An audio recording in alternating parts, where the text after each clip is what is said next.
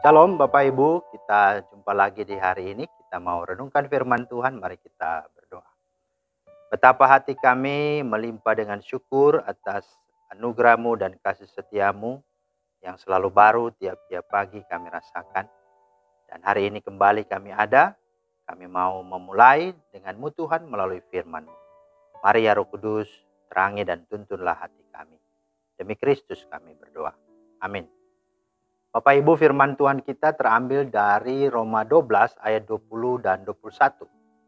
Tetapi jika seterumu lapar, berilah dia makan. Jika ia haus, berilah dia minum. Dengan berbuat demikian kamu menumpukan bara api di atas kepalanya. Janganlah kamu kalah terhadap kejahatan, tetapi kalahkanlah kejahatan dengan kebaikan. Itulah firman Tuhan yang menjadi dasar renungan kita pada hari ini. Tema kita adalah reaksi dan aksi versus kasih. Nah, seorang guru membuat garis sepanjang 1 meter di papan tulis. Lalu berkata, anak-anak coba perpendek garis ini. Anak pertama maju ke depan, ia menghapus 20 cm dari garis itu. Sehingga menjadi 80 cm. Kemudian Pak Guru mempersilakan anak kedua, ia pun melakukan hal yang sama. Sekarang garisnya tinggal 60 cm.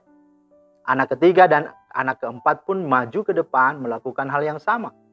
Hingga garis itu tinggal 20 cm. Terakhir seorang anak yang bijak maju ke depan. Ia tidak mengurangi garis yang sudah tinggal 20 cm. Namun membuat garis baru sepanjang 120 cm. Lebih panjang dari garis yang pertama. Kemudian sang guru melihatnya dan menghampiri dan menepuk bahunya. Serta berkata, kamu memang bijak nak, untuk membuat garis itu menjadi pendek, tak perlu menghapusnya. Cukup membuat garis lain yang lebih panjang, maka garis pertama akan menjadi lebih pendek dengan sendirinya. Nah saudara, apa pesan moral dari ilustrasi ini? Untuk menjadi orang yang terbaik tak perlu menjatuhkan, menyingkirkan atau menjelekkan pihak lain, orang lain. Cukup lakukan kebaikan yang lebih baik secara konsisten. Biarkanlah waktu yang akan membuktikan kualitas kita. Ingat, permata akan tetap bersinar meskipun terpendam dalam lumpur yang gelap pekat. Majulah tanpa menyingkirkan, naiklah tinggi tanpa menjatuhkan. Jadilah baik tanpa harus menjelekan dan jadilah benar tanpa harus menyalahkan orang lain. Nah saudara, ilustrasi kedua. Satu-satunya burung yang berani mematuk seekor elang adalah burung gagak. Burung ini bisa duduk di punggung elang dan mematuk lehernya. Namun elang tidak merespon atau bertarung dengan gagak. Elang tidak mau menghabiskan waktu atau energinya dengan gagak. Elang hanya membuka sayapnya dan mulai terbang lebih tinggi di atas langit. Semakin tinggi elang itu terbang, semakin sulit bagi gagak untuk bernafas. Dan akhirnya si gagak jatuh dengan sendirinya karena kekurangan oksigen. Nah, apa juga pesan moral dari cerita ini? Bahwa dalam hidup ini ada banyak hal yang akan membuat kita bereaksi negatif dan beraksi tidak baik jika kita diganggu, dikecewakan, difitnah, diduakan, dicuekin, dibohongin, ditolak, ditipu, dan disakiti. Kita pasti akan membalas kejahatan dengan kejahatan.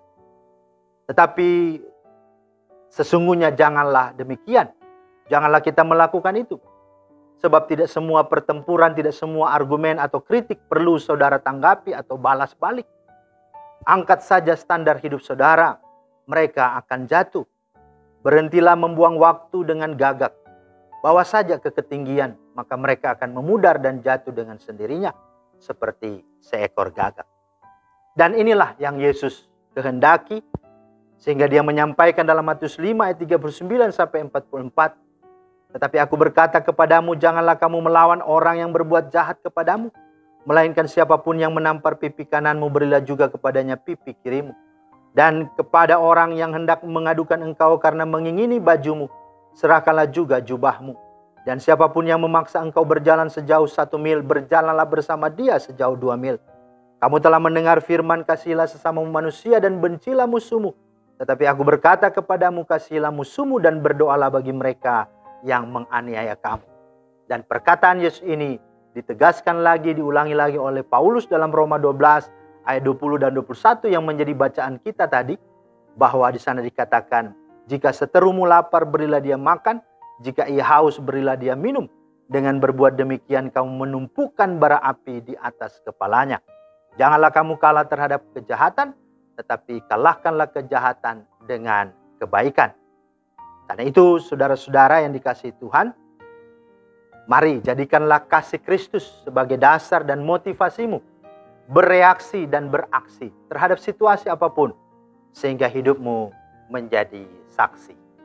Kiranya Tuhan memeteraikan firman-Nya dan memberkati kita semua. Amin. Bapa di sorga, terima kasih atas firman-Mu, mengingatkan dan mengajar kami untuk terus berespon, bereaksi, dan beraksi sesuatu dengan dasar kasih akan Kristus, sehingga seluruh hidup kami akan terus naik dan bukan turun, akan terus sungguh hidup dalam segala kehendak. Demi Kristus kami berdoa. Amin. Demikianlah firman Tuhan hari ini, Bapak Ibu. Kiranya menjadi berkat. Selamat beraktivitas. Tuhan Yesus memberkati. Shalom.